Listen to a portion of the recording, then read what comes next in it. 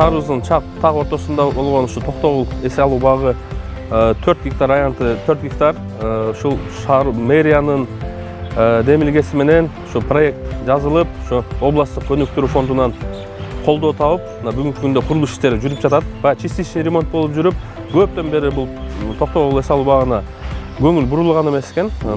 Бүгүнкү күндө заманбап отуруштары менен, жарыктандыруусу менен, жашылдандыруусу менен, андан сырткары ушул ирригация маселесин камтып кетип атабыз. Фонтандын реконструкциясы болот, ал дагы ушу заманбап фонтан болот. Эс алуу багытын ичинде жаңы скважина ачтык.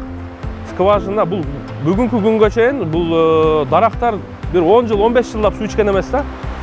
Ошол скважинаны иштетип, ошол арыктар менен суу жүргүзүп, буюрса эскирген дарактардын баарын кыркып, талаптарга жооп бербеген ушул оюн-зоок аттракциондордун баарын алып, ушу элге жакшы шарт түзүп бергенин аракет кылып атабыз. 30 жылдыгыбыздын биринчи мүнөттөрүн ушул Токтогул паркында жолугушуп баштадык.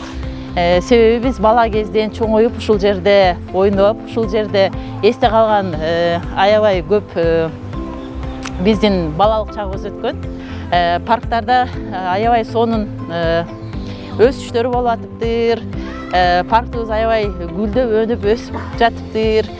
Ошондой эле ушундай мындай строительство, оңдоо түздөөлөрү жүрүп жатыптыр. Бизди аябай кубандырат.